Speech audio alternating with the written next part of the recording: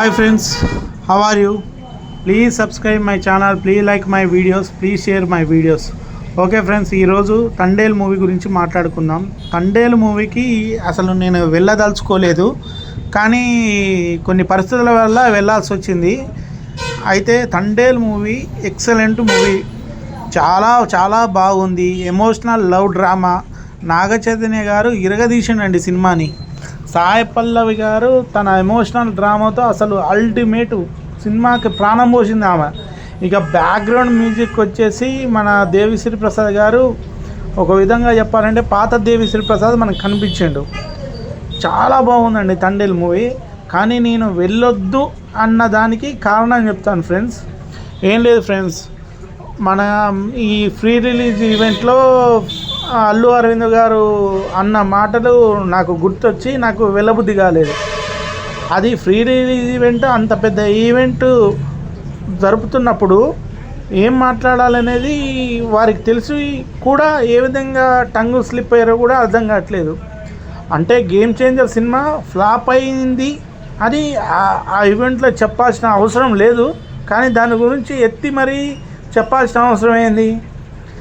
రామ్ చరణ్ గారు 3 సంవత్సరాల నుంచి ఆ సినిమా కోసం ఎంత కష్టపడ్డారో అందరికీ తెలుసు. కొన్ని పరిస్థితుల్లో సినిమా ఫ్లాప్ కావడం, హిట్ కావడం అనేది ఆయన చేతిలో లేదు.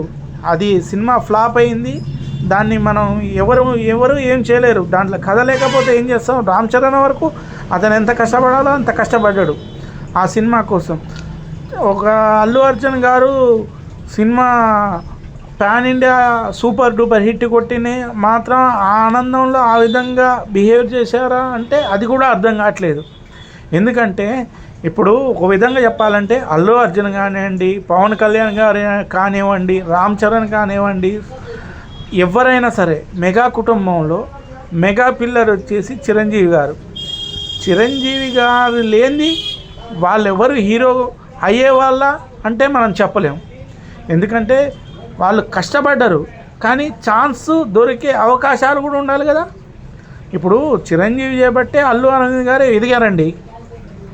కాబట్టి మనం మాట్లాడేటప్పుడు ఫ్రీ రిలీజ్ ఈవెంట్లో ఈ విధంగా మాట్లాడేటప్పుడు చాలా ఆలోచించి మాట్లాడాలి. ఎందుకంటే ఒక మెగాస్టార్ కొడుకు గురించి మాట్లాడుతున్నారు మీరు, అక్కడ ఒక మేనల్లుడు గురించి మాట్లాడుతున్నారు అక్కడ మీరు. కాబట్టి మనం మాట్లాడేటప్పుడు చాలా హుందాగా ఉండాలి. ఎందుకంటే ఇప్పుడు మీ మాటలు విని రామ్ చరణ్ గారికి ఎంత బాధ అనిపిస్తాయి. నా సొంత మేనమామే ఈ విధంగా మాట్లాడిందంటే బయట వాళ్ళు ఏ విధంగా మాట్లాడుతుర్రో, ఏ విధంగా బిహేవ్ చేస్తుర్రో, నా ముందు మంచిగానే ఉండొచ్చు కానీ వెనక్కి పోయి ఏ విధంగా మాట్లాడుతుర్రో అనేది అతనికి అర్థం కాదు కదా. అతను ఎంత బాధపడుతున్నాడనేది మీ విషయంలో అర్థమైంది మాకు. కాబట్టి ఈ సినిమా పోతే ఇంకొక సినిమా హిట్ అవుతుందండి. రామ్ చరణ్కి ఏమన్నా లాస్ అవుతుందా? ఏం కాదు కదా. ఆయన ఎంత మంచి హీరో, ఎంతమంది హుందాగా ఉంటాడు, ఎంతమంది హీరోలతో కలిసి అతను స్నేహం చేస్తుంటాడు.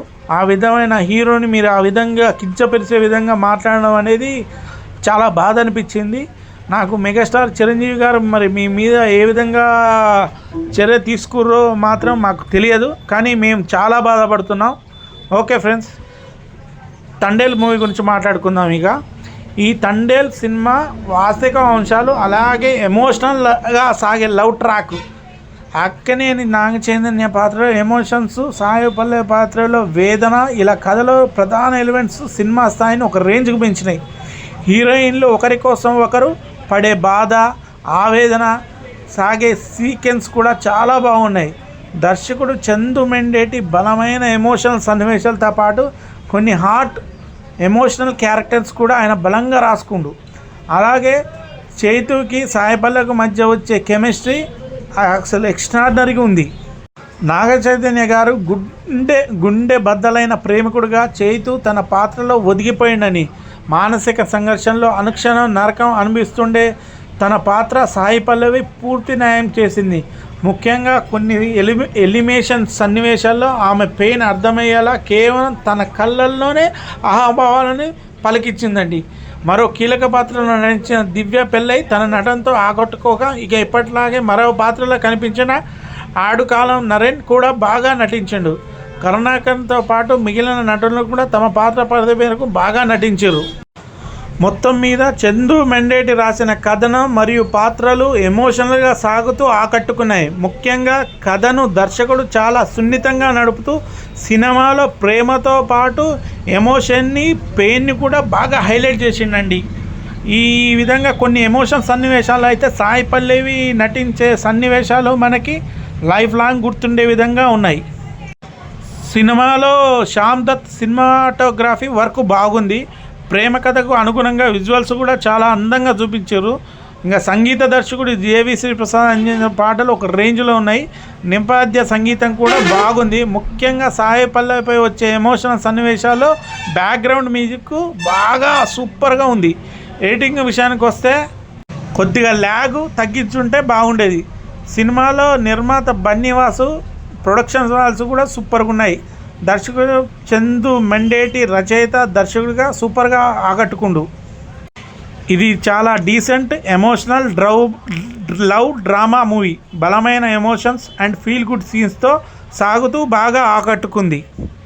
గుడ్ కంటెంట్తో పాటు డీసెంట్ మేకింగ్ కూడా ఈ సినిమా స్థాయిని ఒక రేంజ్లో పెంచాయి.